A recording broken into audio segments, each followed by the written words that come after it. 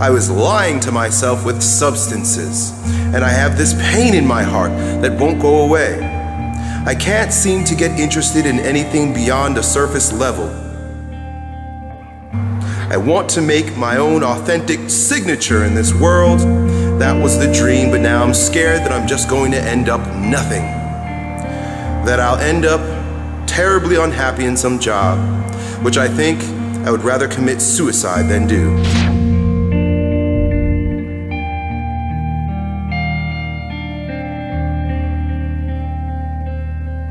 You continue to stab yourself in the leg. You begin shooting yourself in the foot. A seed was planted in your heart, or your heart opens up, right? This is when our heart speaks to us. Our heart is tender. All of our hearts are tender.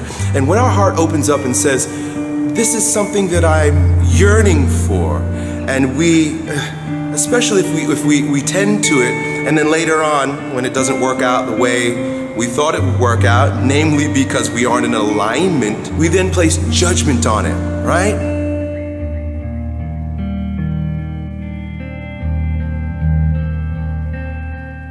I still have some hope for that, but you call it whimsical, right? And you downplay it. Is your instinct, is your intuition whimsical? Whimsical means completely ungrounded. It sounds like the wind because it means you're getting blown in the wind.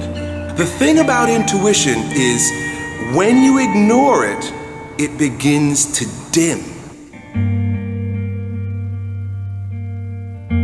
Nothing that your heart ever speaks to you is wrong. Your heart is always correct because it's true, right? Anything that's coming from you is true. Everything that all the words that we use to evaluate it now are secondary, right? There's a primary movement in your body. Your emotions are always primary. Anything that happens spontaneous is true. It is a yearning, and it is right, and it's true, and it should be looked at.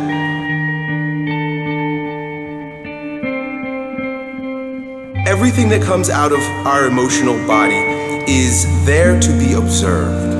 The minute we place judgment on our anger, we place judgment on our sadness, we place judgment on our heart's yearnings, we begin to distance ourselves from ourselves. Let's say that your emotion at the moment of anger is completely unfounded. It's completely unresourceful for the moment. It still needs to have the light of day shed upon it so that you can process it, so that you can look at it, so that you can be with it, so that you can resolve it. Nothing, especially a yearning, is anything to be judged. And it is everything to be embraced and acknowledged. Your heart is the seat of your intuition, your head is the seat of your intellect, and your balls are the seat of your instinct.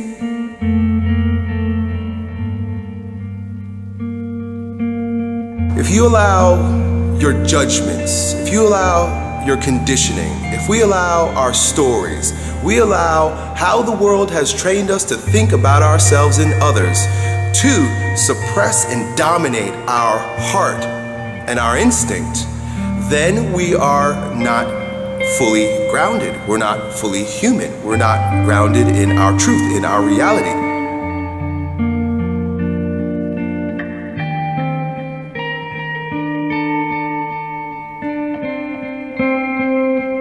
Thoughts become your words become your actions, your deeds become your habits.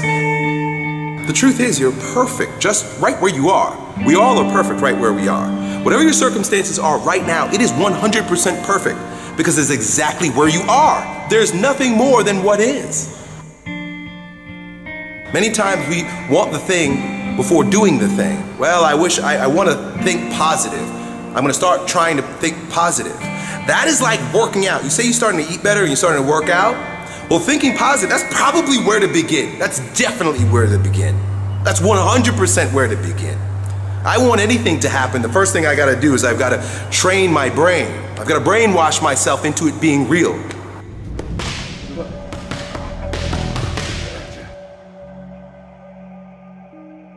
When something comes up and I'm judging myself because everybody's going this way and I'm going that way and I'm like, I must be wrong, I say, I'm awake.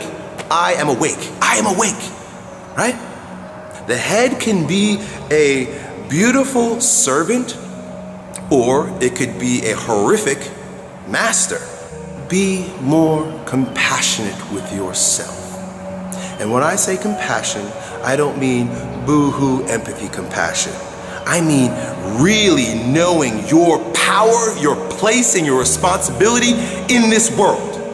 It is not just your right. It is not just a nice idea. It is your responsibility.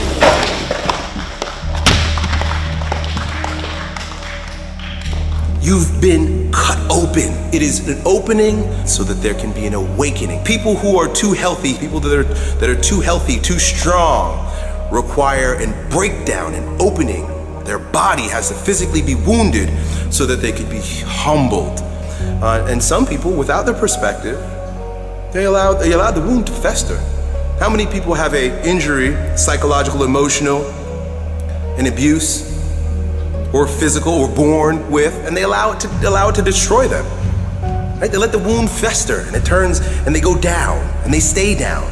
These people will never rise up if never given perspective. These people will never rise up if they don't take responsibility. Every single one of our wounds, if we take responsibility for it, we are empowered enough to turn it into a womb where a stronger version of yourself is grown.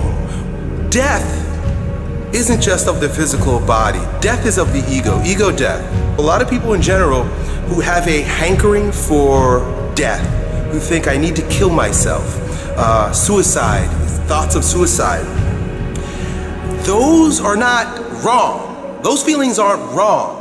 To want to die to yourself, to want to commit suicide is not wrong.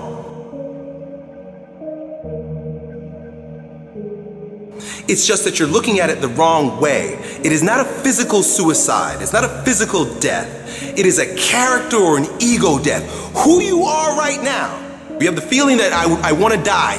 It's good. Just know that you're looking at it the wrong way. You must die. Your ego must die. Who you are today is no longer resourceful for who you're going to be, who you are to be next. For you to fulfill your greatest purpose here on this planet, in this lifetime, you have to have multiple deaths.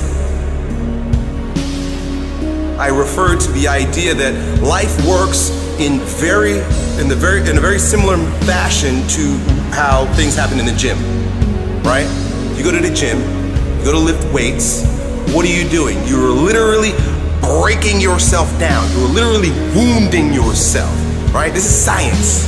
Science says that if you go in the gym, you break down the tissue. There are micro tears. You become catabolic. It's a very breakdown activity when you go to the gym. But there's a reason why we do it, right?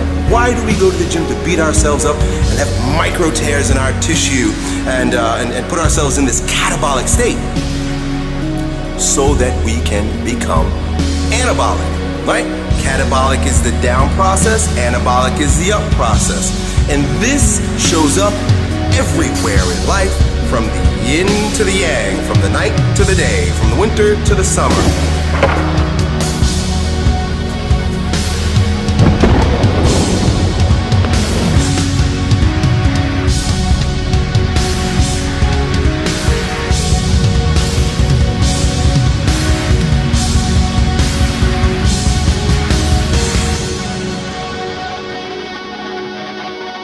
There's so much more to be done, right? So much more we can do. Why limit yourself?